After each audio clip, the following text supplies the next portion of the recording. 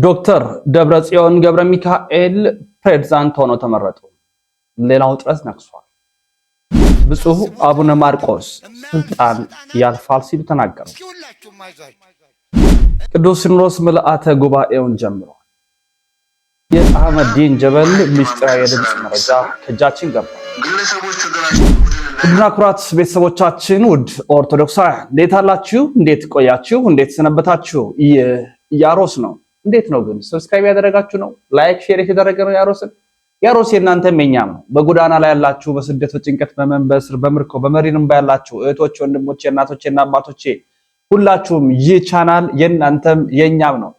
ይበልጡኑ ባህር ተሻግራችሁ ድንበር አቋርጣችሁ የምትሳሱላት ቤተክርስቲያናችሁን የምትናፍቋት ሀገራችሁን እጅግ የምትናፍቋቸው ቤተሰቦቻችሁን ለማግኘት በስደቱ ዓለም ያላችሁ እህቶቼ፣ ወንድሞቼ፣ እናቶቼ፣ አባቶቼ፣ ህፃናትም ጭምር ሁላችሁንም ይህ እንግዲህ እንዳልናችሁ ሁልጊዜም እንደምንለው ቻናሉ የእናንተ ነው፣ ቻናሉ የኛ ነው፣ የሁላችንም ነው።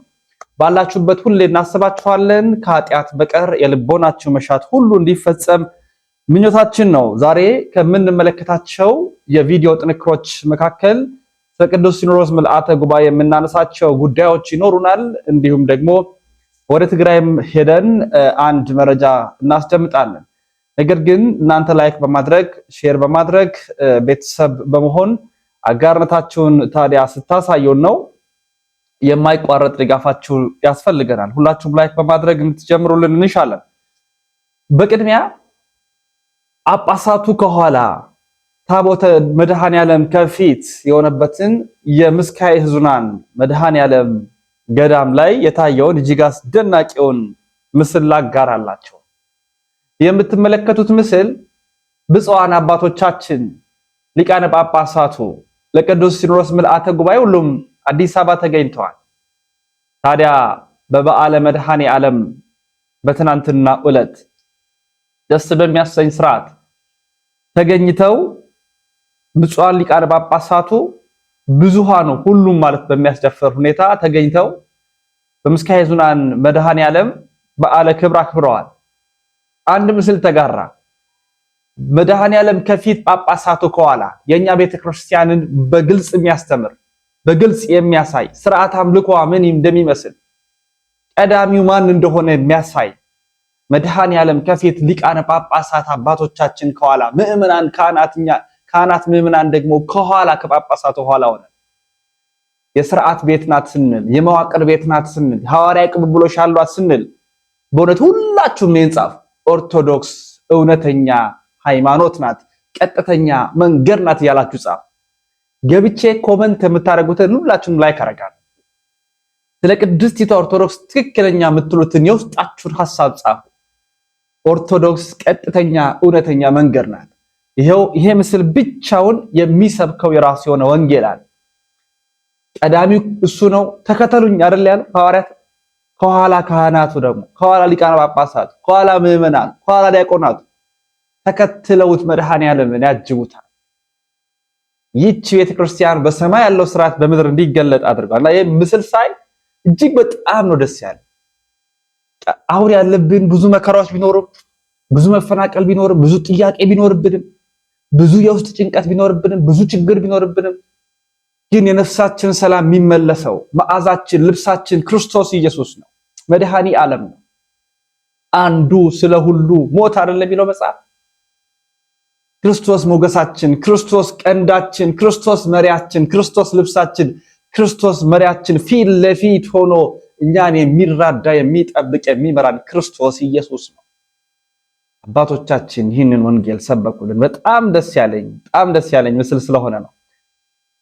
ወደ ቀጣይ መረጃ ሳመራ እንግዲህ የትንሣኤ በኋላ በ25ኛው ቀን የሚከበረው ታላቅ የርክበ ካህናት ምልአተ ጉባኤ ተጀምሯል። ብፁዕ ቅዱስ አባታችን አቡነ ማትያስ በተገኙበት በርካታ ብፁዓን ሊቃነ ጳጳሳት በታደሙበት ጸሎት ተደርጎ እንግዲህ ቅዱስ ሲኖዶስ ምልአተ ጉባኤን እንዲታወጅ የሚያደርግ ጸሎት ተካሂዷል። እንግዲህ ከዛ በኋላ ያለውን ደግሞ መንፈስ ቅዱስ የገባ ይምራል ብለን እናስባለን። የርክበ ካህናት ቅዱስ ሲኖዶስ ምልአተ ጉባኤ መካሄድ ተጀምሯል። ዛሬ ማለት ነው የኢትዮጵያ ኦርቶዶክስ ተዋሕዶ ቤተክርስቲያን የርክበ ካህናት ቅዱስ ሲኖዶስ ምልአተ ጉባኤ መካሄድ ጀምሯል። ጉባኤውን ያስጀምሩት የኢትዮጵያ ኦርቶዶክስ ተዋሕዶ ቤተክርስቲያን ፓትርያርክ የሆኑት ብፁዕ ቅዱስ አቡነ ማትያስ ቀዳማዊ ፓትርያርክ ርዕሰ ሊቃነ ጳጳሳት ዘኢትዮጵያ ሊቀ ጳጳስ አክሱም ወእጨጌ ዘመንበረ ተክለ ሃይማኖት በአሁኑ ወቅት የሕዝብን ፍላጎት ማዳመጥ እንደሚያስፈልግና ለዚህም በጋራ መስራት እንደሚገባ ገልጸዋል። ሕዝቡ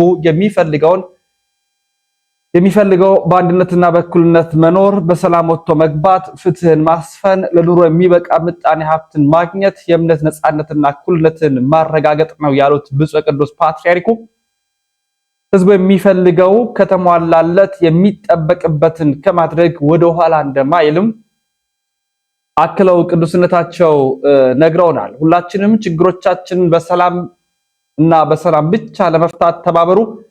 ከዚህ ውጭ የሚደረገው አማራጭ ሁሉ ለዘላቂ ሰላማችን አይበጅም እንላለን ሲሉም በጉባኤ ማስጀመሪያ ሐሳባቸውን መግለጣቸው ተናግረዋል። ቅዱስነታቸው ብፁዕ ወቅዱስ አቡነ ማትያስ ፓትርያርክ የኢትዮጵያ ኦርቶዶክስ ተዋሕዶ ቤተክርስቲያን 6ኛ ፓትርያርክ ናቸው። ህዝቡ ከነዚህ ከተሟሉለት ተደመጠ ማለት ነው። ህዝቡ የፈለገው ከተሳካለት እምቢ የሚልበት የተጠየቀውን የማያደርግበት አንዳችም ነገር የለምም ሲሉ ነው ቅዱስነታቸው የተናገሩት። መንፈስ ቅዱስ የሚመራው መንፈስ ቅዱስ የሚገኝበት እኛና መንፈስ ቅዱስ ወስነናል ብለው አባቶች ሊቃነ ጳጳሳት የሚያውጁት በእግዚአብሔር መንፈስ ቅዱስ አጋዥነት ነው። የርክበ ካህናት ቅዱስ ሲኖዶስ ምልአተ ጉባኤ ተጀምሯል። ለቅድስቷ ቤተክርስቲያናችን እረፍት፣ ሰላም የሚሆን ነገር እንዲመጣ እንመኛለን። ሁላችሁም ከቅዱስ ሲኖዶስ ከብፁዓን ሊቃነ ጳጳሳት ከአባቶቻችን መልካም ነገር እንዲሰማ መልካም ምኞታችሁን በኮመንት አስቀምጡልኝ። መንፈስ ቅዱስ ይራዳችሁ፣ መንፈስ ቅዱስ ይግባ ከእናንተ የሚል ነገር እንድታስቀምጡ እንሻለን። ወደ ቀጣይ መረጃችን ስናመራ ፖለቲካዊ ውጥረት የነገሰበት ሌላ ጉዳይ እንመለከታለን። ወደ ኦርቶዶክሳውያን ኢትዮጵያውያን፣ ኤርትራውያን ይሄውም እንግዲህ ከወደ ትግራይ የተሰማ መረጃ ነው። ምናልባት ፖለቲካ ይዘት ያለው ሊመስል ይችላል፣ ግን ደግሞ መረጃው የተጋራና በግልጥም የታየ ስለሆነ እኛም በዚህ ላይ የተወሰኑ ሐሳቦችን ለመግለጽ ስለወደድን መረጃውን ላቅርብላችሁ። እንዲህ ይላል። ጉርሻ በገጹ ያጋራውን መረጃ ዶክተር ደብረጽዮን ገብረ ሚካኤል የትግራይ ክልል ፕሬዝዳንት ሆነው ተመረጡ ይላል።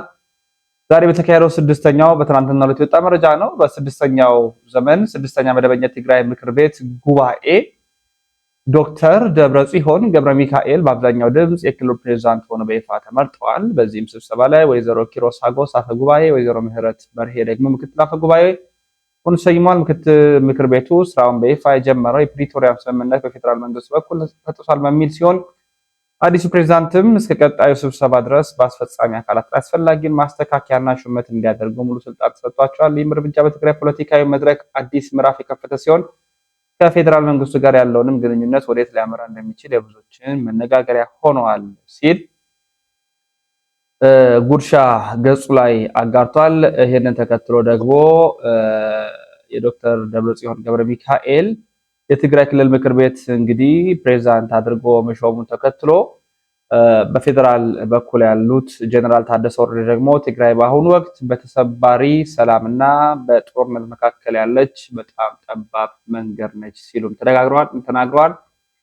እንግዲህ የወቅቱን የትግራይን ጉዳይ አስመልክቶ ነው ጀነራል ታደሰ ወረደ ትግራይ በአሁኑ ወቅት በተሰባሪ ሰላምና በጦርነት መካከል ያለች በጣም ጠባብ መንገድ ነች ሲሉ የተናገሩት።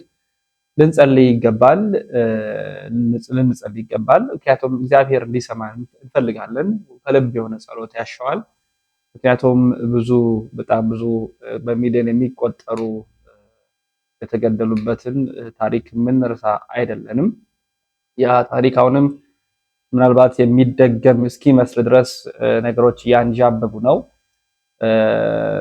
በአጠቃላይ ለዚህ ነው ይሄኛው ነገር አሁን ነገሮች የተካረሩ ወዳልተፈለገ ነገሮች እያመሩ እንዳይሆኑና ያ የትናንትናው ጥፋት ያ የትናንትና ሞትና እልቂት ደግሞ ዛሬም እንደ አዲስ ምዕራፍ ሆኖ መጥቶ እናቶቻችን እንባቸው አልቆ ደም አልቅሰው ደማቸው ደርቆ እጅ እስከ ማንባት የደረሱበት ብዙሃኑ የሞት ሰለባ የሆኑበት ብዙ አብያተ ክርስቲያናት የፈረሱበት በእምነት በኩል ደግሞ ብዙ መከፋፈል የትግራይ ሲኖዶስ፣ የኢትዮጵያ ሲኖዶስ የሚል ሌላ ክፍፍል የተፈጠረበት ብዙዎች ስደትን የመረጡበት ጊዜ የምንዘነጋው አይደለንም። ዛሬም ድረስ ያ ቀውስ ያ ጠባሳ አልቆመም። ግን ደግሞ እንደ አዲስ ደግሞ ሊያገረሽ እንዲህ አይነት ነገሮች መሰማታቸው ስንሰማ ትንሽ አዝነናል። እናንተ ምልከታችሁን አስቀምጡ። ስለ ሀገራችን ሰላም፣ ስለ ዓለም ሰላም መጸለይ በጥልቅ መጸለይ ይገባል የሚል መልእክቴን ማስተላለፍ እወዳለሁ። ውድ ኢትዮጵያውያን፣ ወደ ቀጣይ መረጃችን እንግዲህ እናምራለን። በቀጣይ መረጃችን መራራውን እንዋጠው ሲሉ መምህር ኤፍሬም የተናገሩትን ላስደምጣችሁ ወደድኩኝ። በጣም የገዛኝ ሐሳብ ስለሆነ ነው። ኋላ ላይ ቪዲዮ መረጃዎችን አስደግፍላችኋለሁ። እንዴት ነው? ላይክ ሼር የተደረገ ነው። ላይክ ሼር አድርጉ። እንግዲህ በቅድሚያ ሁሉ ጊዜ አስቀድሞ ማቀርበላችሁ ሀገራዊ፣ ሳይንሳዊ፣ መንፈሳዊ እንዲሁም ፖለቲካዊ ጉዳይ ያላቸውን በመረጃ የተደገፉ ጥንክሮችን ነው ማቀርበው። ምክንያቱም ይህ ያሮስ ነው። ሰብስክራይብ ስታደርጉ የምታገኙት መረጃ ቀላል አይደለም። በየዕለቱ ሰፋፊ ደቂቃዎችን ወስደን ትንታኔ ከመረጃ በሰፊ ስክሪን በቪዲዮ ያስደገፍኩ ነው። ለምን? ያሮስ የማን ስለሆነ?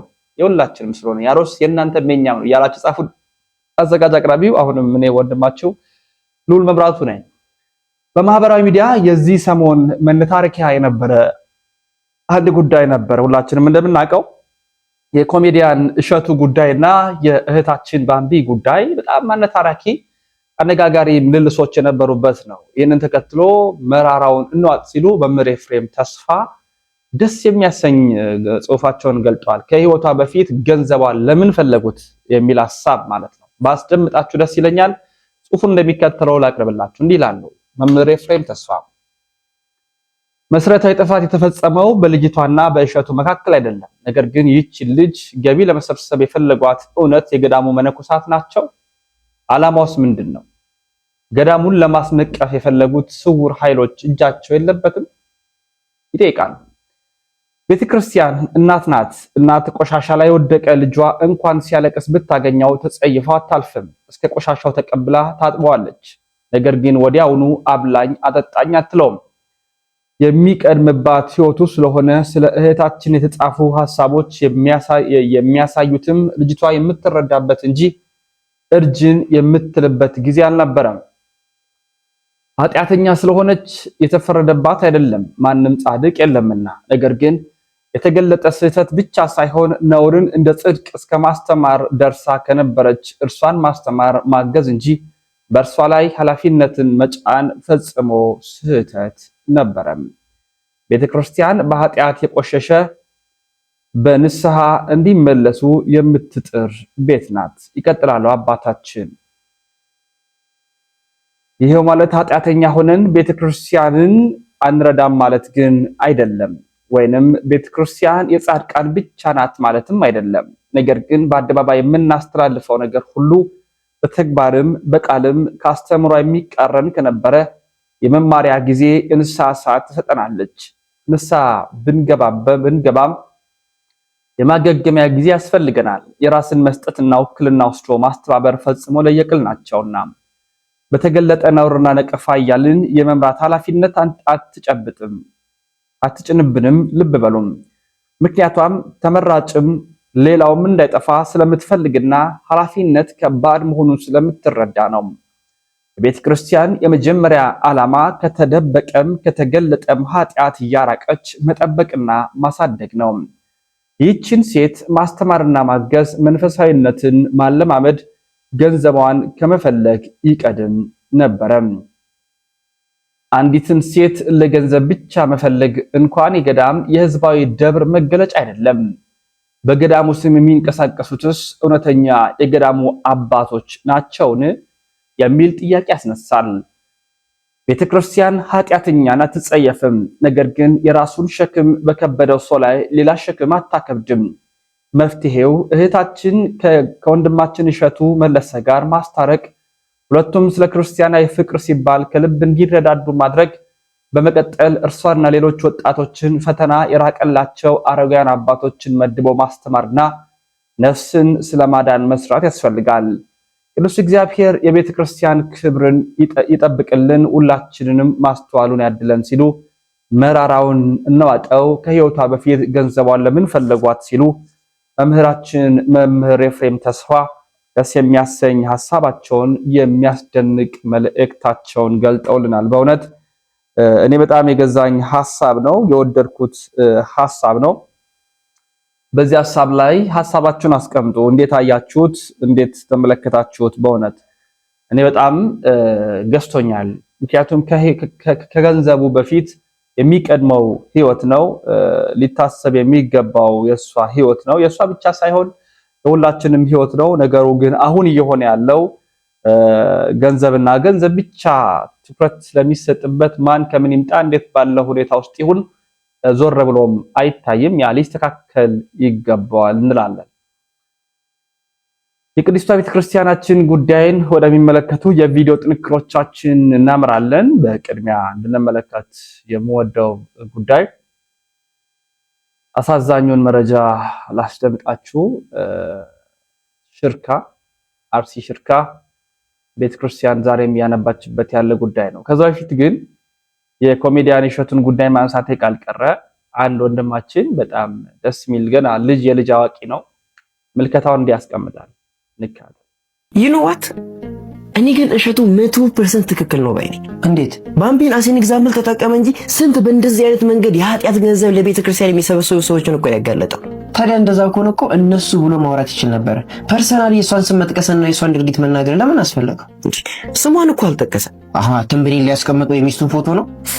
በእርግጥ እሱን ማድረጉ ትክክል አይደል? ቆይ እኔ ያልገባኝ ነገር ቪዲዮ ላይ እሱ ራሱ በኃጢአት ልበልጣት እችላለሁ ሲል ነበር አይደል? እምላችሁ በኃጢአት እንደምበልጣት ቅንጣት ታክል አልጠራጠርም። ታዲያ እሱም ኃጢአተኛ እሷም ኃጢአተኛ ከሆነች ምንድነው ልዩነቱ? እሱ ስንት ገዳማትን ሲያስተባብር ጽድቅ ነው፣ እሷ አንድ ገዳም ስታስተባብር ኃጢአት የሚሆነው? ቢያንስ እሱ እኮ ልክ እንደሷ ድክመቱን ሶሻል ሚዲያ ላይ አላሳየም።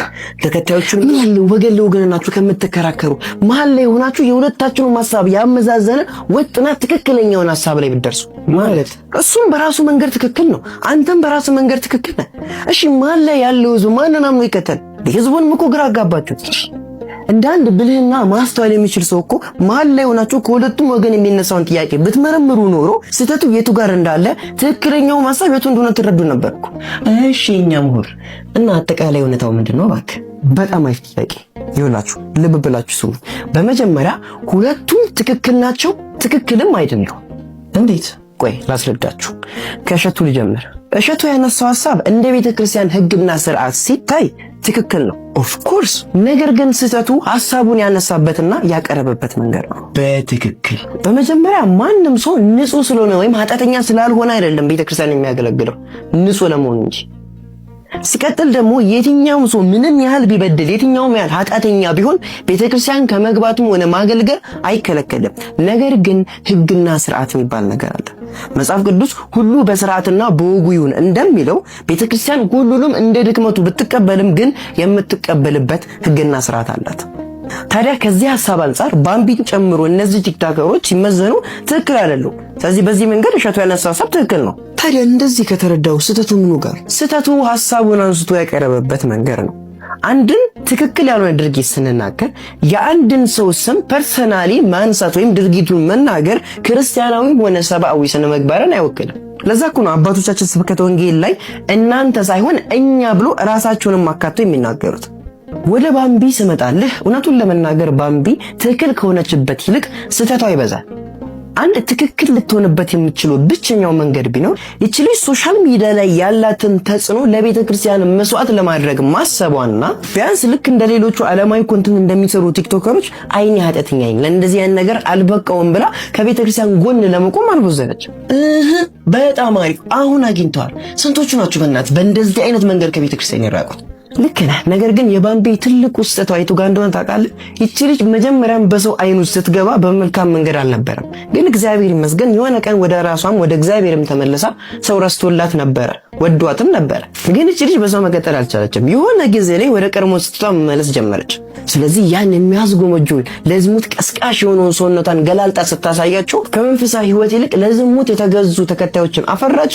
ድንገት ተነስታ ነጠላ ለብሳ ለገዳም ቪዲዮ ስትሰራ ምን ጠብቃ ነበረ? በርቺ ምናምን። ይቺ ልጅ እኮ ያንን ፋንሲ የሆነ ህይወት ስትኖር ከመንፈሳዊ ህይወት ተቃራኒ የሆነ ቪዲዮ ስትፖስት እንጂ ስትዘምረው እኮ አይደለም የሚያውቃት የህብረተሰብ። ከዛ ይልቅ አስመሳይ ትናንት ከለቤት ስትጨፍር አይደል እንዴ ያየንሽ ቆሻሻ ምናምን እያለ የሚፈርድባት ህብረተሰብ ነው የሚበዛ። ስለዚህ ይህ የመጣባት በራሷ ስራ ምክንያት ነው። ከሰራችው ሳይቀር ለቤተ ክርስቲያን ከተቆረቆረችው ሳይቀር ማድረግ የነበረባት መጀመሪያ ፕሮፋይሉን ማጽዳት ነበር። እነዛን ኮንተንቶች አጥፍታ ከመንፈሳዊ ህይወት ጋር የማይጋጩ ኮንተንቶችን መስራት ከጀመረች በኋላ ነበር ወደ ቤተክርስቲያን ሰላም መዞር የነበረባት። ለማንኛውም እህት አለም ምናልባት ይህን ቪዲዮ እያየሽ ከሆነ አንድ ነገር ልምከርሽ። ስም መጥቀስ ባልፈልግም ለዚህ ሐሳቤ ትክክለኛ ምሳሌ ልትሆን የምትችለው ይቺ ሴት ናት። እኔ እውነቴን ነው የምላችሁ እዚህ ሶሻል ሚዲያ ላይ ከማውቃቸው ሴቶች በሙሉ ለብዙ ሴቶች በመንፈሳዊ ህይወታቸውም ሆነ በዓለማዊ ህይወታቸው ላይ እንዲጠነክሩ አርአያ ልትሆን የምትችል ሴት ብትኖር ልዩ ናት። እስቲ ኮንተንቶቿን ገብተሽ አንድም ከመንፈሳዊ ህይወት ጋር የሚጋጭ ኮንተንት ለቃይቻት አላውቅም። በዚህም በጣም የምወዳት ማከብራት በዚሁ አጋጣሚ ማለት ነው። አይሽ እሷ መንፈሳዊም ሆነ ዓለማዊ ህይወትን እንዴት ጎን ለጎን ባላንስ አድርጎ ማስኬድ እንደሚቻል አውቃበታለች። እስቲ እሷን በግል አገኛትና ለማናገር ሞክሪ። ከዛ ይልቅ ግን ገፍታችሁኛልና ይሄው ሄርኩላችሁ ማለትሽ ራስሽ እንጂ ማንንም አይጠቅምም ማንንም አይጎዳም። ልንገርሽ ይልቅ ለመንፈሳዊም ሆነ ለራስሽ ህይወት የምታስቢ ከሆነ አሁን ያልኩሽን መንገድ ተከታይ። አመሰግናለሁ። ምልከታው ደስ ያሰኛል። የልጅ አዋቂ ነው። ሁለቱም ትክክል ናቸው፣ ሁለቱም ትክክል አይደሉም የሚል ሐሳብ አቅርቧል ወንድማችን። ትውልድን አንግደል ማለት ወንጀል አይደለም ይሉናል የኔታ መምህራችን መምህር መጋቢ አዲስ ኢንጂነር ነቃ ጥበብ ከፍ ያለው። ለምሳሌ አሁን በወጣቱ ቤተክርስቲያን የሚመጣ ሰው ያፍራል፣ ቤተክርስቲያን የማይመጣ ሰው ደግሞ አያፍርም። ናይት ክለብ የሚያድር ወጣት በኩራት ነው የሚያወር። ወይኔ ዛሬ ብታየው ናይት ክለብ የጨፈርነው ጭፈራ ልነግርህ አልችልም። አያፍርም። አይገርምም? ወጣቱስ ቆርቤ ያለሁ ለማለት ያፍራል። ቤተክርስቲያን ልሄድ ነው ልጾም ነው ነጠላ ለብሶ እዚህ ሲመጣ ጓደኛው ካገኘው አይ ዝም ብሎ አስገድደውኝ እኮ ነው እንጂ እኮ እኔ እኮ አይመቸኝም ነጠላ ምናምን እኮ ነው የሚለው። ያፍራል። ራቁቷን የምትሄደዋ ሴት አታፍርም። ከዛ አጭር ረጅም ቀሚስ የምትለብሰዋ ነጠላ የለበሰችዋ እሷ ማሆይ ተብላ ሙድ ይያዝባታል በጓደኞች። አንዳንድ ነገሮች አልተገለባበጡባችሁ። ኳስ የሚያውቅ ሰው ስለ ኳስ ጨዋታ የሚያውቅ ሰው አያፍርም። የቅዳሴ ተሰጥኦ የሚፈልስ ሰው ያፍራል። ቄሱ ይባላል። በጣም ብዙ ነገሮች ተገለባ። አንዳንድ ጊዜ በየትኛው እንደምንግባባ ሁሉ ያስጨንቃል። እኔ ካባ ለብሼ በወጣ ብዙ ሰው በጣም ትኩረት ሊያደርግብኝ ይችላል። ምናልባት የሆኑ የፋሽን ልብሶችን ለብሼ ብሄድ ሊለኝ ይችላል። በጣም አሪፍ ልብስ ነው የለበስሽው ምናምን ይችላል። እንዴት እንደተዘዋወረ ግን አይገባኝም። በቃ እነዚህ አራዳ የሚባሉ ሰዎች እነሱ ሰልጥነዋል፣ ጨርሰው ዘመናዊ ናቸው። ከቤተክርስቲያን የሚወጣው እሱ ጅል ነው፣ ፋራ ነው፣ ገጠሬ ነው። በምን አይነት ሂሳብ እነዚህ እንደተዘዋወሩ አይገባም። እና ኃጢአት መስራት አያሳፍረንም፣ ንስሐ መግባት ግን ያሳፍረናል። ኃጢአት መስራት አያስጨንቀንም፣ ወደ ንስሐ መምጣት ግን ያስጨንቀናል። ንስሐ አባት መያዝ ያሳፍረናል፣ እንዲሁ እንደ አለሌ እንደ ባዝራ በየሜዳው መተኛት መጋደም ግን አያሳፍረንም። እንዴት ሆኖ ነው ነገሮች የተዘዋወሩት? እነዚህ ነገሮች በትኩረት አይታችኋቸው ታውቃላችሁ? መዝሙር መስማት ያሳፍራል፣ ዘፈን መስማት ደግሞ አያሳፍርም። ዘፋኝ መደርደር እሱ ያኮራል፣ ዘማሪ መጥራት ይሄ ደግሞ ያሳፍራል። እና አንዳንድ ነገሮች ላይ ዝም ብላችሁ በትኩረት ይዋችሁ እንዴት እየወደቅን እንደሆነ። በእውነት እግዚአብሔር ሁላችንን ከሞት እንዲያስነሳን የእሱ ቅዱስ ፈቃድ ይሁንልን። ንስሐ የማይገባ ሰው ምን ይሆናል? ይጠፋል። ልላችሁ የምችለው ይህንን ነው። ንስሐ የማይገባ ሰው እድል ተሰጥቶት ይጠፋል። በነገራችን ላይ ንስሐ የማይገባበት የቤተክርስቲያን ቀን የለም። ለምሳሌ በሰሙነ ሕማማት እንደሚታወቀው አስቀድሞ ጸሎተ ፍታት ይደረጋል። ጸሎተ ፍታት ብቻ አይደለም፣ አስቀድሞ የንስሐ ጸሎት ይደረጋል። እሁድ አሁን የፊታችን ሆሳዕና ሰሙነ ሕማማት ላይ እንደዚህ ስላችሁ ኃጢአት ለመስራት ዋስትና እየሰጧቸው አይደለም። ግን ደግሞ ክርስቲያኖችን ኦርቶዶክሳውያን ሆነው ክርስቶሳውያን ሆነው ቢያርፉ አንተ በቸርነት ማራቸው ተብሎ ጸሎት ይደረጋል። በጻድቁ አባታችን በአቡነ ገብረ መንፈስ ቅዱስ ገድል ከተቀመጠው አንዱ ቃል ኪዳን አቡነ ገብረ መንፈስ ቅዱስ ምን ላድርግልህ ብሎ ሲጠይቃቸው ጌታ የተናገሩት አንዱ የኔን ዝክር የዘከረ ሰው መታሰቢያን ያደረገ ሰው ድንገት ሳያስበው ንስሐ ቢሞት እንኳን ማርልኝ የሚል ጥያቄ ነው የጠየቁት። እንደውም ጻድቃን እኮ ይገርማሉ። በረከታቸው በሁላችንም ላይ ይደረብን። ድንገት ንስሐ ሳይገባ ቢሞት እንኳን ማርልኝ የሚል። በእነዚህ ነገሮች የቅዱሳን ቃል ኪዳን ጣልቃ ይገባን። በነገራችን አሁን በሰሙነ ሕማማት መሞት የኃጢአት ምልክት አይደለም። ከክፉ ሞት እግዚአብሔር ከድንገተኛ ሞት ሁላችንን ይሰውር። ግን አንዳንድ ሰው ገሌ እኮ ኃጢአተኛ ስለሆነ በሕማማት ሞተ የኃጢአት ምልክት አይደለም። በየትኛውም ጊዜ ብትሞት የጽድቅም የኃጢአት ምልክት አይደለም። ጉዳዩ ነፍስ ወዴት ትሄዳለች ነው ጉዳዩ። ከዛ በፊት የሰራኸው እንጂ አሟሟት ጅብ በልቶ ብትሞት፣ መኪና ገጭቶ ብትሞት፣ አውሮፕላን ተከስክሶ፣ መርከብ ሰጥሞ፣ እነዚህ ሁሉ የኃጢአትም የጽድቅም ምልክት አይደሉም። 9 ሞት ሞጣ ቢሉት ይላሉ አባቶቻችን፣ አንዱን ግባ በለዋሉ ይባላል። በምንም አይነት አሟሟት ብትሞት የኃጢአትም የጽድቅም ምልክት አይደለም። ስለዚህ ይሄን ማወቅ በዘመነ በዓለ ሃምሳ ንስሐ ይገባል የሚሉ ሰዎች አሉ።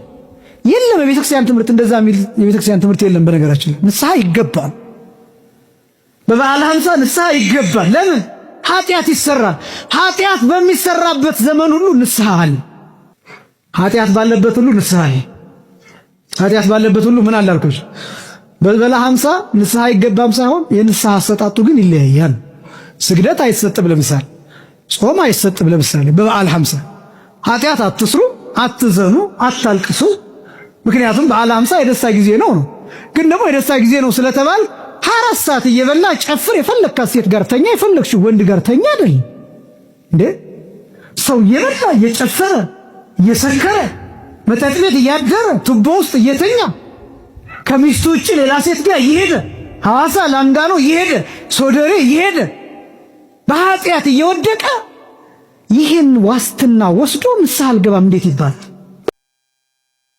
እውነት ነው። አሁን ነውር ጽድቅ ሆኖ በአደባባይ የተገለጠበት ጊዜ ላይ እንገኛለን። ምናፍር እስኪመስል ድረስ ቤተክርስቲያን መተናል ማለት እስኪያሳፍረን ደረጃ ደርሰናል። የእውነት የአባቶቻችን አምላክ እግዚአብሔር ይታረቀን ለማለት ወዳለሁ። ወደ ሽርካ እናምራ አይደለ? በሽርካ ኦርቶዶክሳውያን ላይ ደረሰው ፍጅት፣ ግድያ ዛሬም እንደቀጠለ። ይሄ ቪዲዮ የሚደርሳችሁ በተደጋጋሚ በዚህ ሐሳብ ላይ መጥቼ ሰርቻለሁ። ምናልባት በዚህ አርሲ በሚገኙ ወይም ደግሞ በሌሎች ኦርቶዶክሳውያን በሚደርሱት መከራዎች ላይ የተለያዩ ቪዲዮዎችን ሰርቻለሁ። ቪዲዮዎቹ በሙሉ ወርደዋል ከተወሰኑ ቪዲዮዎች ውጪ። ስለዚህ ይሄ ቪዲዮም አሁንም ሊወርድ ስለሚችል ከእናንተ ምን እፈልጋለሁ? እኔ እገዛ እፈልጋለሁ። ቢያንስ አቅም ስጡት፣ ሪፖስት አድርጉ፣ የሚፈለገውን ነገር አድርጉ።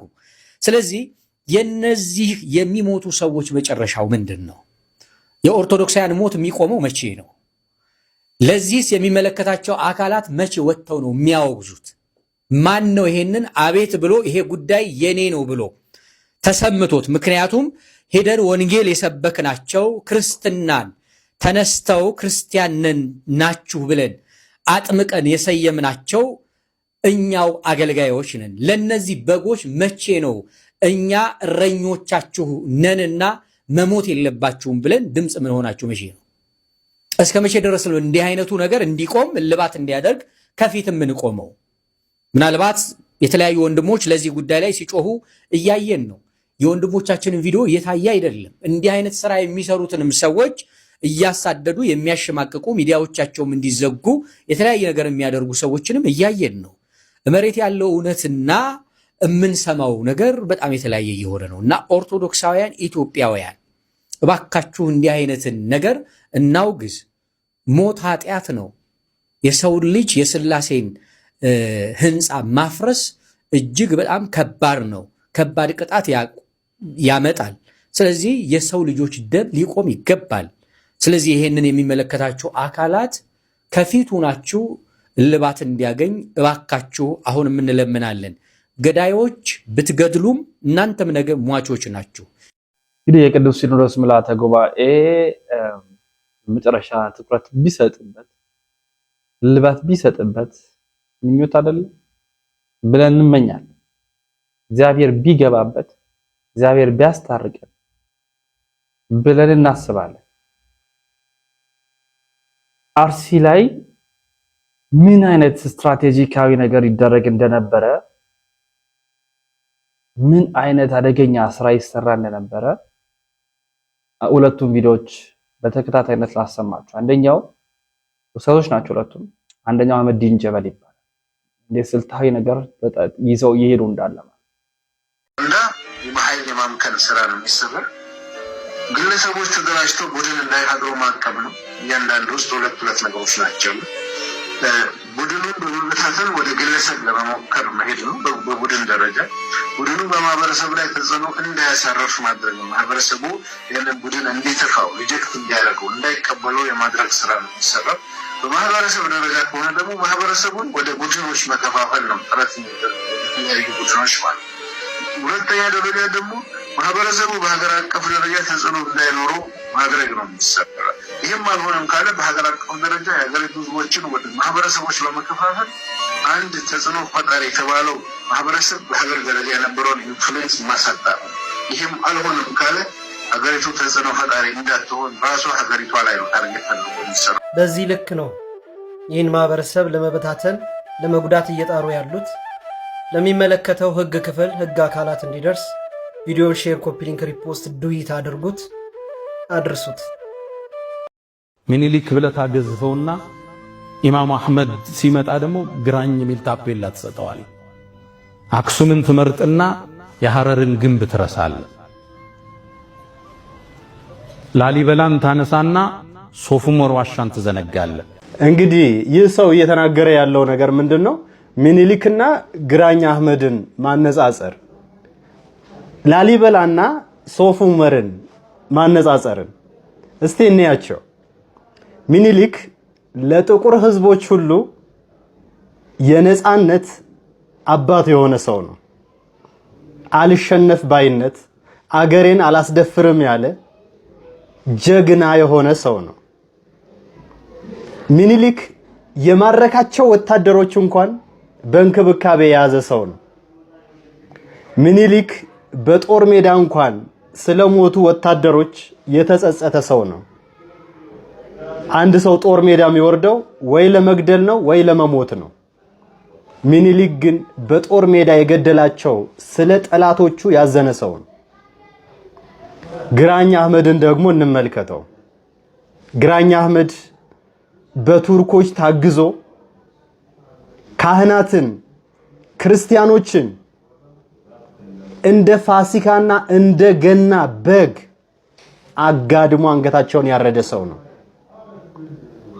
በወርቅ የተሰሩ ቤተክርስቲያኖችን እንደ መስቀል ችቦ በእሳት ያነደደ ሰው ነው።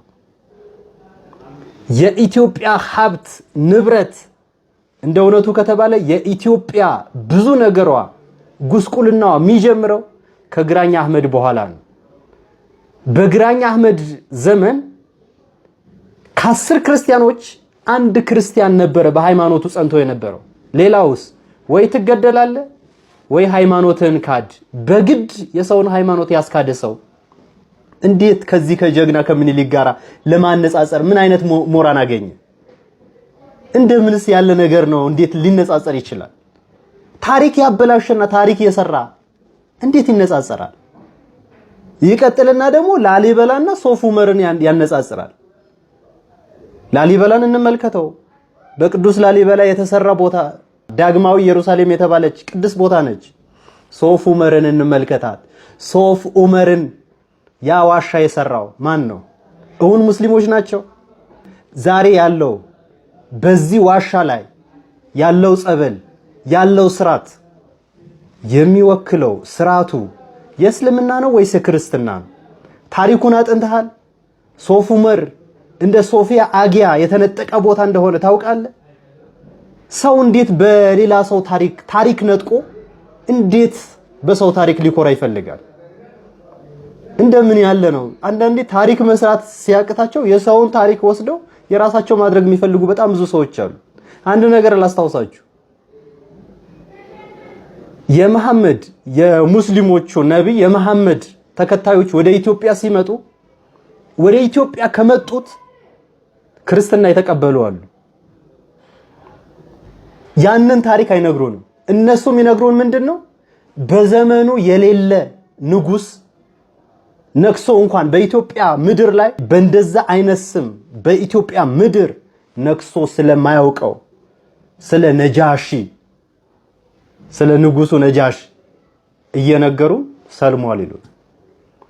ሀገራችን በጣም እየጎዳት ያለው እንደዚህ የታሪክ ትርክት ነው። ኢትዮጵያ ውስጥ ያልነገሰ ንጉስ በኢትዮጵያ ነገስታት ታሪክ የሌለ ስም አምጥተው ንጉሱ ሰልሟል ብለው ዛሬ ታሪክ ይነገረናል። የሐሰት ታሪክ ማለት ነው። ትውልዱ ይህን አምኖ መታሰቢያ መስጊድ ሰርቶላቸዋል፣ መጽሐፍ ጽፎላቸዋል። ሰው እንዴት የሐሰት ታሪክ ፈጥሮ በትውልዱ ላይ እንክርዳድ ይዘራል? ይቆየን። አካውንቴ ትንሽ ስለተመታ ደጋግማችሁ ኮፒ ሊንክ አድርጉልኝ። ሰላም እግዚአብሔር ከሁላችን። የኡስታዝ ያሲን ኑሩንም ሐሳብ አስደምጫቸዋለሁ። የአህመዲን ጀበልንም እሳቤ ሰምተናል። ዛሬ ሽርካን ስንመለከት ቀጣይ ላይ ማሳያችሁ አንድ ቪዲዮ አለ። ውድ ኦርቶዶክስ የእውነቴ ነው። ሰብስክራይብ አድርጋችሁ ነገ ማታም ጠብቁኝ። የእውነቴ ነው። ከልብ አንድ መረጃ አጋራላችሁ። በተለይ በአጂ ኢብራሂም አማካኝነት ይዘረገውን ማለት ነው። ስለዚህ ሁላችሁም አሁን የተመለከታችሁ ያላችሁት ሰብስክራይብ ላይክ አድርጋችሁ ሼር አድርጉ። ሰብስክራይብ ስታደርጉ የደወል ምልክቷን ተጫኑ። ሜምበርሺፕ ሁኑ። በውስጥም ኮሙኒኬት ማድረግ ትችላላችሁ። ከኔ ጋር ማውራት እንችላለን። ላይቭ ስትሪምም እንከፍታለን። ስለዚህ እናንተ ምልከታ እንድታስቀምጡልኝ ይሻለሁኝ እና በጣም በጣም ከባድ የሆነ ነገር የተደረገ ነው። በአጠቃላይ ወደ ቀጣይ መረጃችን ስናመራ ከሰሞኑ አንድ መረጃ አጋርቻችሁ ነበረ። የታየ ቦጋለን የጉዳይ ማለት ነው ሐሳባቸውን ተመልክተን ነበረ። አንበሳ ዘእምነገደ ይሁዳ ነው የሚለው ባንዲራው እንጂ ዘእምነገደ ኢትዮጵያ አይልም የሚል ሐሳብ አንስተዋል። ለዚህ ደግሞ መምህር ደረጀ መልስ ሰጥተዋል። ትላንትና በታሪክ አዋቂነቱ የምንወደውና የምናከብረው ታየ ቦጋለ ዛሬ የትላንት ኢትዮጵያና የዛሬ ኢትዮጵያ ብሎ ሲያወዳድር ማየት እጅግ በጣም ያሳፍራል። ሰው በአንድ ጊዜ ለፖለቲካ ሲል፣ ሰው ለአንድ ጊዜ ለሆዱ ሲል፣ ሰው በአንድ ጊዜ ለተለያየ ጥቅም ሲል ህሊናውን ሸጦ እንደ ቫምፓየር መቀየር ግን በጣም አሳፋሪ ተግባር ነው። ኢትዮጵያና የሆነ ኢትዮጵያ የተለያዩ ናቸው። ዶክተር አብይ የሚደግፋት ኢትዮጵያና ቴዲ አፍሮ የሚደግፈው ኢትዮጵያ አይደለም። ሲጀመር ቴዲ አፍሮ የሚይዘው ሰንደቅ ዓላማ ምን አይነት ነው? ቀላል እኮ ነው። ምንም ሳትደክም መብት የለው መብቱ ነው። ግን እኔም መተቸት መብት አለኝ። ደስ የሚለው እሱ ነው። ቴዲ የሚፈልገውን የማቀንቀን መብት እንዳለ ሁሉ እኔ ቴዲን የመቃወም መብት አለኝ። ቴዲን የመደገፍ ደግሞ ሌሎች ኢትዮጵያውያን መብት አላቸው። ግን የትኛው ነው አሪፍ ነው? ሞአንበሳ ሁልጊዜ ቴዲ ጋር አለ። ሞአንበሳ ማለት ዘእምነገደ ይሁዳ ነው። መጀመሪያ ዘእምነገደ ኢትዮጵያ አይደለም፣ ይሁዳ ነው። ንጉስ ሰለሞን ጋር ነው ትሬስ የሚያደርገው። ስዩመ እግዚአብሔር የሚል አለበት። ከፈለክ መስቀል አለ። ሶ it doesn't represent ሙስሊሞችን ሪፕሬዘንት አያደርግም። መስቀል አለው እኮ። ኢትዮጵያ አንድ ጊዜ የተመሰረተች ናት። ማንም ዳግም ሊመሰርታት የማትቻል ጥንታዊት ታሪካዊት ሀገር ናት። ኢትዮጵያ የቀደሙት ነገስታት የቀደሙት አባቶቻችን ዋጋ ከፍለው ደረታቸውን ለጦር እግራቸውን ለጠጠር አንገታቸውን ለሰይፍ ጭንቅላታቸውን ለመጻፍ ጀርባቸውን ለጅራፍ ሰጥተው ያቆዩት ሀገር ናት። ኪነ ህንፃ ቢነሳ፣ ስነ ጽሁፍ ቢነሳ፣ ስነ ፈለክ ቢነሳ፣ ማንኛውንም ጀግንነት ቢነሳ የቀደሙት አባቶቻችን ኢትዮጵያን ይመሩት የነበሩት ነገስታት በከፈሉት ዋጋ ነው ይቺ ሀገር የቆየችው። ለምንድነው ትላንትናን ለማጣጣል የምንሞክረው? ለምንድነው ትላንትናን እንደ ክፉ እንዲታይ የምናስበው? ለምንድነው ትላንትና አባቶቻችን የከፈሉልንን ዋጋ ያጥንታቸውን ስብርባሪ የደማቸውን ፍሳሽ የስጋቸውን ቁራጭ ዋጋ ከፍለው ያቆዩአትን ሀገር እንደ ተራ ነገር የምናየው? በየትኛውም በጥበቡም እንበለው በተጋድሎ ይችን ሀገር ያቆዩአት ያሁን መሪዎች ሳይሆኑ የትላንትናው ጀግኖች አባቶቻችን ናቸው። ታዲያ ታየ ያ ሁሉ የታሪክ ምሁርነት ያ ሁሉ የታሪክ አዋቂነት ወዴት ሄደ? እጅግ በጣም ያሳዝናል። ሰው እንዴት በአንድ ጊዜ ከከፍታ ላይ ተፈጥፍጦ ይወድቃል? ኢትዮጵያ የትላንትና ከፍታዋ ዳግም እንደሚመለስ እናምናለን። የትላንትና ጀግንነቷ እንደሚመለስ እናምናለን። የትላንትና ክብሯ፣ ዝናዋ፣ ማሟ፣ ሰንደቅ ዓላማዋ ከፍ እንደሚል እናምናለን። ኢትዮጵያውያን ገንዘባችን ዶላር፣ ጀግንነታችን በዓለም ላይ የተመሰከረልን ቀዳማዊ ኃይለ ሥላሴ ንጉሠ ነገሥት ዘኢትዮጵያ ጃንሆይ ወታደሮቹን በሚልኩበት ሰዓት ከ6000 በላይ የሆኑ በዓለም በርካታ ወታደሮች ወደ ኮሪያ ሲሄዱ በቁጥር ብዛት የታወቀው የኢትዮጵያ ጦር በጀግንነት ሲናገሩም እኮ የሄዱበት መሰረታዊ ዓላማ እንዲላል በዓለም ኃያልና አቅም ያለው ደካማን እንዳያጠቃ የተከፈለ መስዋዕትነት ይላል። እኛ ኢትዮጵያውያን ለደካሞች የምንራራ ለደካሞች የምናዝን ከደካሞች ጎን የምንቆም መስዋዕትነትን የምንከፍል ጀግኖች የጀግኖች ልጆች ነን። አባቶቻችን ከሀገራቸው አልፎ ኮሪያ ጭንቀት ውስጥ በሆነችበት ሰዓት መከራ ውስጥ በሆነችበት ሰዓት የሰው ኃይል በሚያስፈልግበት ሰዓት እኛ ኢትዮጵያውያን ኮሪያ ድረስ ዘመተን። ኢትዮጵያ አንዴ በጥንት የተመሰረተች እንጂ ዳግም የምትመሰረት አይደለችም። ሁላችሁም ይንጻ ሁላችሁም መምህር ደረጀ ነጋሽ ዘወይንዬ ኢትዮጵያ አንዴ በጥንት የተመሰረተች እንጂ አሁን የምትመሰረት አይደለችም ያላችሁ ጻፉ። ሐሳባቸው መልእክታቸው እጅግ የገዛኝ ስለሆነ ነው። ቪዲዮቻችንን እየጨረስን ነው። የጎዳና ላይ ስብከት ስለመቅረቱ የወጣውን መረጃ ከሃይማኖት ተቋማት ጉባኤ እንካት። የጎዳና ላይ ስብከትና የድምጽ ብክለት የአዲስ አበባ የሃይማኖት ተቋማት ጉባኤ በ2014 ጀምሮ በመዲናችን አዲስ አበባ ሃይማኖትን መሰረት ያደረጉ የግጭት መነሻ ምክንያቶች በሚል ሐሳብ በሁሉም ክፍለ ከተሞች የዳሰሳ ጥናት አድርጎ ነበር። ጉባኤያችንም ምንም እንኳን ሃይማኖቶች በራሳቸው የሰላም ችግር ወይም የግጭት መንስኤ መነሻ ይሆናሉ ተብሎ ባያምንም በዳሰሳው ጥናት 11 ነጥቦችን ለይቷል። አንዱ የጎዳና ላይ ስብከትና ልመና ነው።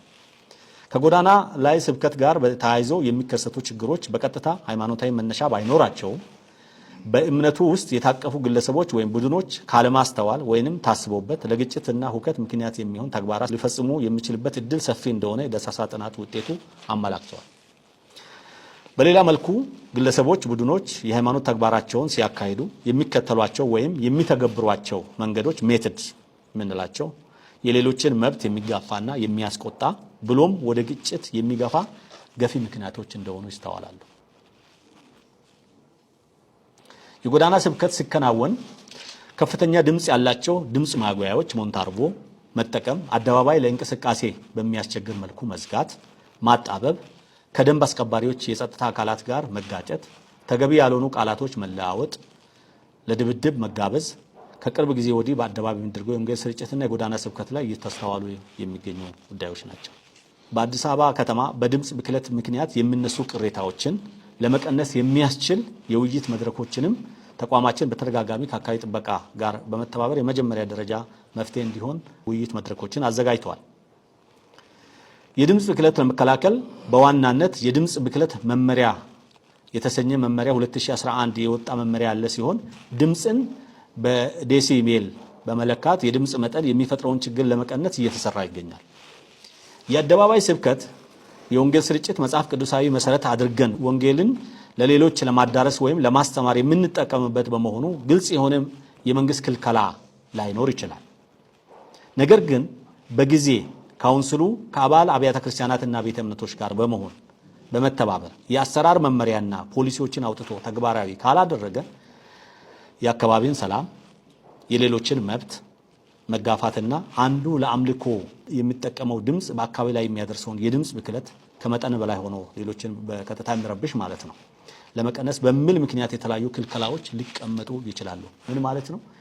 የሌሎችን መብት እስከ ተጋፋን ድረስ ክልከላ ይደረጋል የሚለውን ያው ህገ መንግስታዊ መሪን ለማጣቀስ ነው እዚህ የተቀመጠው። ስለዚህ እኛ ቀድመን ካልሰራ የህዝቦችን ደህንነት የማስጠበቅ መንግስት ኃላፊነት ስላለበት ያን በሚያደርግበት ሰዓት ጉዳቱ የኛ ነው የሚሆነው። ስለዚህ ቀድመን የራሳችን አሰራር ሜተድ ዘዴዎችን መፍጠር ግዴታ ነው ማለት ነው። የሃይማኖት ተቋማት ጉባኤ ላይ ውሳኔ የተወሰነ ይገኛል። ተካተልን ተመለሰናል። ሐሳብ አስተያየቶቻችሁን አስቀምጡልን። እንደግል እኔ መልካም ነው ብዬ አስባለሁ። ምክንያቱም ሁሉም የራሱ የሆነ ሃይማኖት የራሱ የሆነ የማስተማሪያ ቦታዎች አሏቸው። በጣም ህዝብን ሲያውቁ የነበሩ በተለይ ብዙዎቻችን ፕሮቴስታንት እምነት ያሉትን ስንመለከት ነበር። ሆስፒታል፣ መንገድ፣ ትራንስፖርት ኤሪያ ላይ ብዙ ሳይቀር የሚያውቁ ነገሮች ነበሩ። አሁን ግን ያ የተመለሰ ይመስላል። የመጨረሻውን እንካተል። ብፁዕ አቡነ ማርቆስ መኪናው ሙሉ ሰው ታግቶ ጸጥ የሚሉ መሪዎች አሉን፣ እነዚህ የዋሆች ስልጣን የማያልፍ የሚመስላቸው ናቸው ይሉናል ብፁዕ አቡነ ማርቆስ። ተካትለን እንመለስ። እንደው ስታስቡት እንደው የማያልፍ ስልጣን አለ? እስኪ ሁላችሁም አይዟችሁ የለም ማለት እንዴ? በዘመናችን አይተን የለ እንዴ? እንደው ከጃንሆይ ጀምሮ እኔም በእኔ እድሜ ብዙ አይቻለሁ አይደል? ያላለፋለ ለምን ነው ሰዎች የማያልፍ የሚመስላቸው? እንደው እኔ ግርም የሚለኝ ይሄ ብቻ ነው። ለምን ነው እንዴ? እንደ እያወቁ እንዴ አጠገባቸው ነበሩ የሉ፣ ነገ እነሱ የሉ። እኛው መቼ እንኖራለን ቢሉ ይዋሹ እንጂ ማን የኖረውን ይኖራል? ያልፋል እኮ የምታዩት አይደል? ወጣ ካሉ ከሱልልታ ልፍ ካሉ እየደነገጡ ካሁን ምን ይመጣ?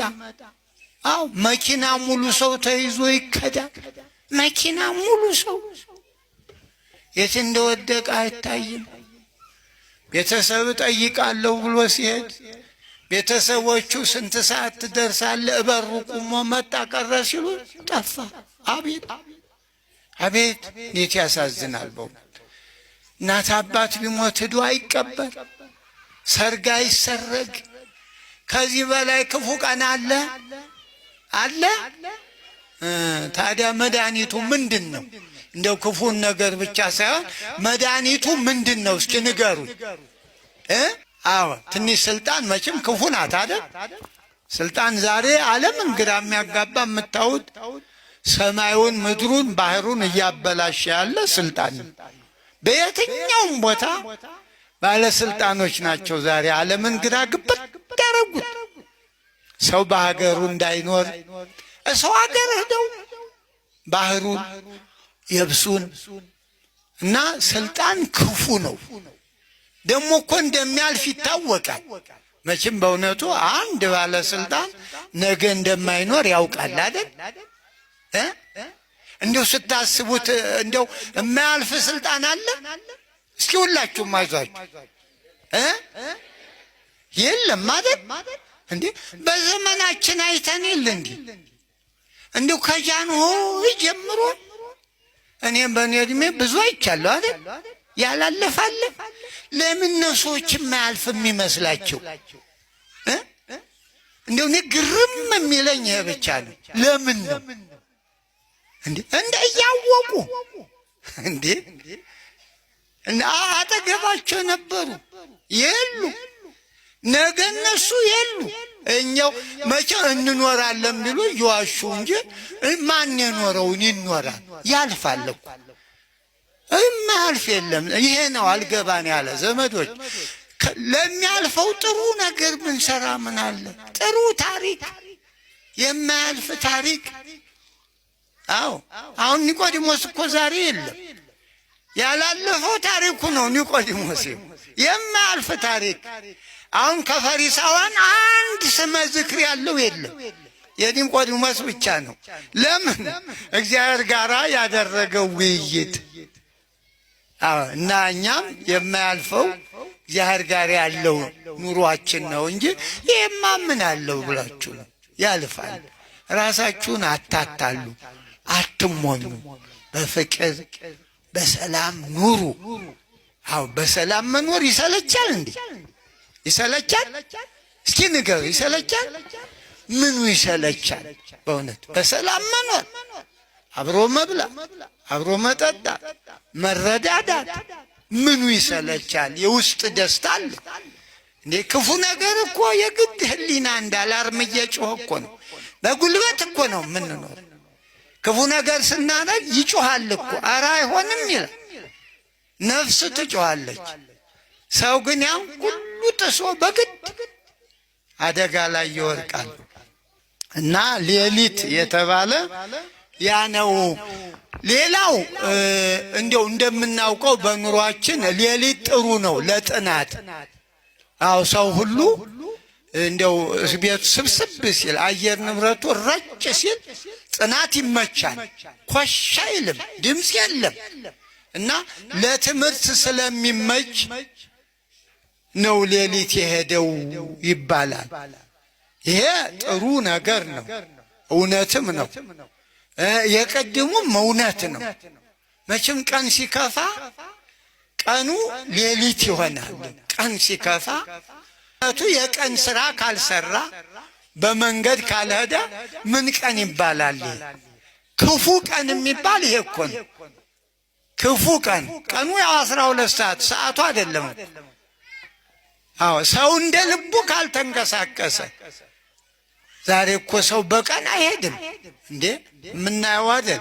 ጭምዬ አዲስ አበባ ብቻ ናት እንግዲህ ብዙ ምዕመናን እኛም ማናውቃችሁ እግዚአብሔር የሚያውቃችሁ ብዙ ቅዱሳን አላችሁ። በእናንተ ሌሎችም ብዙ አባቶች ቅዱሳን አሉ። እንደው ይችን ከቦ ይዞልናል። በእውነት እምዬ ነው እምላት እኔ አዲስ አበባ እምዬ ይህን ሁሉ ከአራቱ ማዕዘን የመጣው ምንም ልብስ የሌለው ራቁቱን መጥቶ የሚለብስባት ጫማ የማያውቅ ጫማ ያረገባት ብር ያልቆጠረ ብር የሚቆጥርባት ጎጆ የሌለው ፎቅ የሰራባት እምዬ አዲስ አበባ አይደለችም? እስቲ እንደው እልል በሉላት እምዬ አዲስ አበባ በእውነት። አዎ እንጂ ሌላውማ የምታዩት አይደል? ወጣ ካሉ ከሱልልታ ልፍ ካሉ እየደነገጡ ካሁን ምን ይመጣ? አዎ መኪና ሙሉ ሰው ተይዞ ይከዳል። መኪና ሙሉ ሰው የት እንደወደቀ አይታይም። ቤተሰብ ጠይቃለሁ ብሎ ሲሄድ ቤተሰቦቹ ስንት ሰዓት ትደርሳለህ? እበሩ ቁሞ መጣ ቀረ ሲሉ ጠፋ። አቤት አቤት እንዴት ያሳዝናል በእውነት።